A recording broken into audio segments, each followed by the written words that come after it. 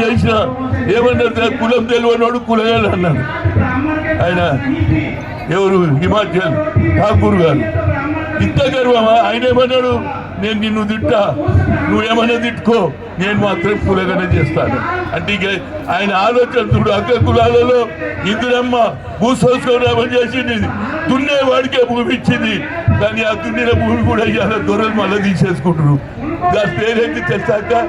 ధరణి. ధరణి ధరణి ధరణి అంటే ధనవంతుల ధరణి. పేర్లు మారుస్తున్నారు. మొగడు చచ్చిపోతే భార్యకు వస్తుందా లేదా? నువ్వు చెప్పు.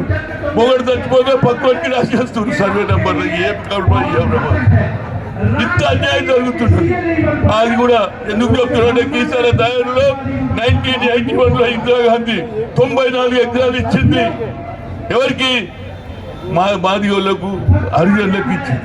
కానీ అందులోకి వెళ్ళి ఇద్దరు చచ్చిపోతే దొంగ సంతకాలు చేసి మళ్ళా రాగి కృష్ణారెడ్డి కోడళ్ళ పేరు చేసుకున్నాక ఏం చెప్తున్నాం? చేతిలో పైసలు ఉన్నాయి, రెవెన్యూ వాళ్ళకు పైసలు ఎగరాలు రాసేస్తారు.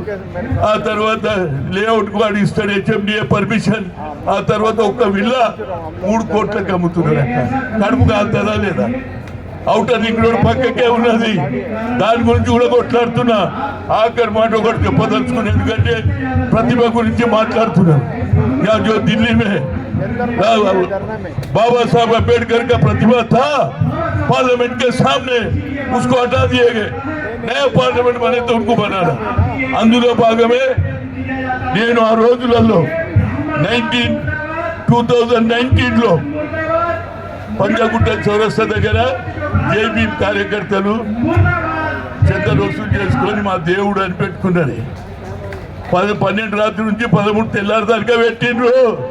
13 పొద్దున కూరగొట్టిండ. పీస్ చేసి జవాబు డస్ట్బిన్లో పడేసి, అది నేను తెచ్చుకొని ఆడవైకి ఉడవ చేసిన. ఎట్లా కూలబడుతుంది? ఆ తర్వాత అన్న మేము తెచ్చుకొని కొత్త దేశం కూడా ఇప్పటి కూడా గోషాబాద్ పోలీస్ స్టేషన్లో అంబేద్కర్ ఇట్లనే పడుకున్నాం.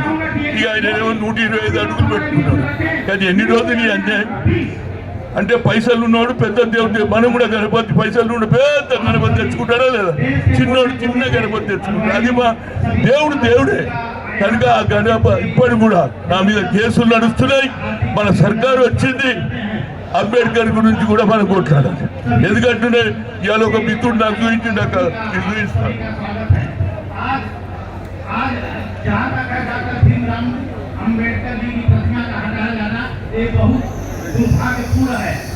ఇక చూడక 100 రూపాయల నోట్ల మీద అంబేద్కర్ బొమ్మ వేయాలంటున్నారు. మంచిదే.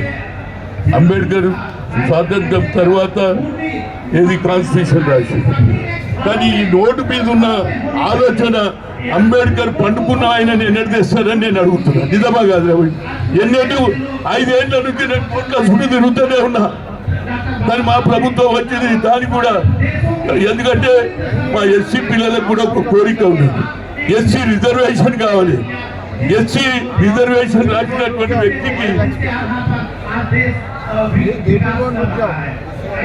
నేను అనేది ఏంటంటే, ఎస్సీ రిజర్వేషన్ గురించి అడుగుతారు. అంబేద్కర్కి అన్యాయం జరిగితే ఎందుకు మాట్లాడతలేదని అడుగుతారు. నిజమా కదా? మాట్లాడాలనే లేదా? ఎవరు మాట్లాడాడు? నేను 5-6 అవి పెట్టిన రౌండ్ టేబుల్ కాన్ఫరెన్స్ అందరు మాట్లాడుతున్నారు. ఎవరు నా మీద ఇప్పటిదాకా నేను కోట్ల సుట్టే తిరుగుతున్నాను.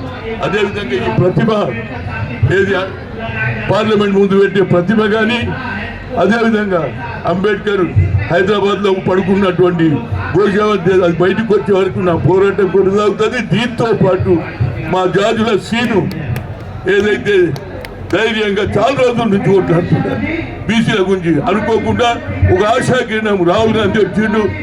తప్పనిసరిగా కులగన జరిగితే మీ అందరికీ కూడా అవకాశాలు వస్తాయి.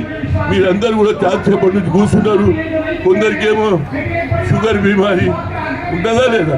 నేను ఎక్కువ మాట్లాడితే ఈయన ఎప్పుడు ఇంతసేపు మాట్లాడతాడు చేతున్నాడు అనుకుంటున్నాడు. నేను కుసకుస పెడుతుండ్రు.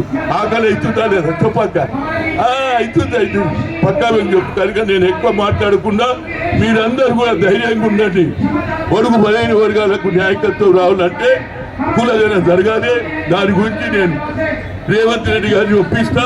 అదేవిధంగా రాహుల్ గాంధీకి చెప్పి కులగన చేస్తామని చెప్తూ ఈ అవకాశం ఇచ్చినట్టు మిత్రులందరికీ పేరున నా ఉదయపూర్వక ధన్యవాదాలు. జై